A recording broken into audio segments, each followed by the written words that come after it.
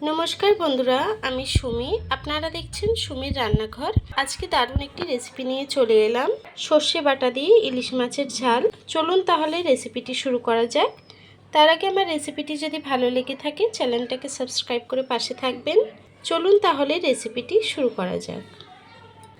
রান্নাটি করার জন্য প্রথমেই আমি কয়েক পিস ইলিশ মাছ নিয়ে নিয়েছি। ইলিশ মাছে আমি নুন হলুদটাকে মাখিয়ে নেব। দেব একটু হলুদ গুঁড়ো, দেব একটু নুন,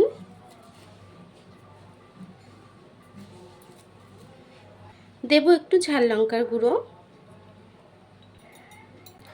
দেব সামান্য একটু সর্ষের তেল। মাছের মধ্যে নুন হলুদটাকে সুন্দর করে মশলাটিকে মাখিয়ে নেব। মাছের মধ্যে নুন হলুদটাকে সুন্দর করে মাখিয়ে নিয়েছি। আর কি লাগছে আসুন দেখে নিই। আর লাগছে সর্ষে বাটা। আমি কালো সর্ষে আর সাদা সর্ষেকে একটু নুন দিয়ে শিলবাটায় বেটে নিয়েছি। আর নিয়েছি একটু জিরে বাটা। আমি এর মধ্যে বাকি মশলাটি দিয়ে নেব। দেব একটু হলুদ গুঁড়ো, দেব একটু ঝাল লঙ্কার গুঁড়ো। ঝালটা যতটা পছন্দ করেন সে অনুযায়ী দিয়ে নেবেন। দেব সামান্য একটু নুন, যেহেতু মাছে নুন দিয়েছি, সর্ষে বাটায়ও নুন দিয়েছি। এখন মশলাটাকে একটু মিশিয়ে নেব। গুঁড়ো মশলাটাকে জিরের সাথে গুঁড়ো মশলাটাকে মিশিয়ে নিয়েছি। চলুন রান্নার দিকে চলে যাই। প্রথমে একটি কড়া বসিয়ে নিয়েছি। কড়াইটি গরম হয়ে গেছে, তেল দিয়ে দেব। রান্নাটি কিন্তু সর্ষের তেলেই করব। তেলটি গরম হয়ে গেছে, দিয়ে দেবো একটু কালো জিরে ফোড়ন। এখন দিয়ে দেবো সেই গুঁড়ো মশলাটা যেটা মিশিয়ে রেখেছিলাম। একটু জল দেবো বাটিটা ধুয়ে। মশলাটাকে আমি একটু কষিয়ে রান্না করে নেব।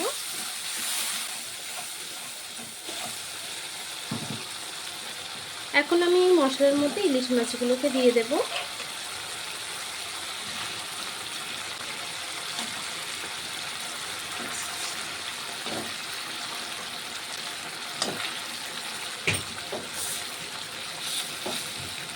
মাছটাকে দিয়ে একটু ঢেকে দেব।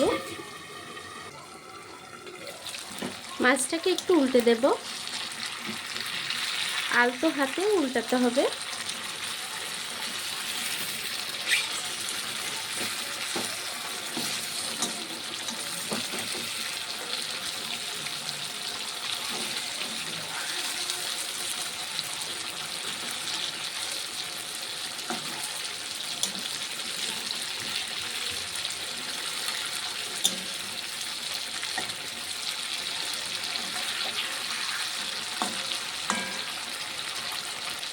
আবারও একটু ঢেকে রান্না করে নেব। মাছটি কিন্তু একটু ভাজা হয়ে গেছে। এখন আমি সর্ষে বাটাটাকে দিয়ে দেব। হালকা হাতে একটু নেড়ে দেব যাতে তলায় না লেগে যায়।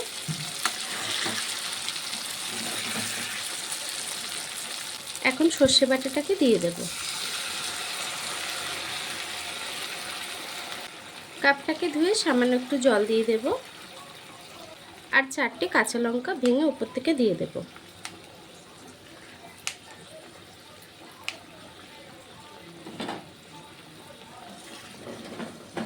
সর্ষে বাটাটাকে দিয়ে আরও একটু নেড়ে দেব মাছটিকে। এখন ঢাকা দিয়ে আরও কিছুক্ষণ রান্না করে নেব। একটু নেড়ে ছেড়ে দেব যাতে তলায় না লেগে আসে। আমি আবারও কিছুক্ষণ ঢাকা দিয়ে রান্না করে নেব। দেখুন বন্ধুরা, আমি আরও কিছুক্ষণ রান্না করে নিয়েছি। ইলিশের ঝালটি কিন্তু আমার রান্না হয়ে গেছে।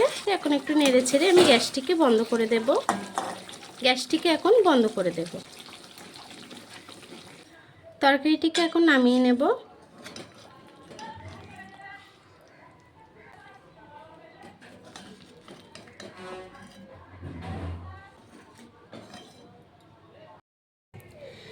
দেখুন বন্ধুরা, আমার তরকারিটি কিন্তু হয়ে গেছে ইলিশের ঝাল। আমার এই রেসিপিটি কেমন হয়েছে কমেন্ট বক্সে জানাতে ভুলবেন না। রেসিপিটি যদি ভালো লেগে থাকে চ্যানেলটাকে সাবস্ক্রাইব করে পাশে থাকবেন।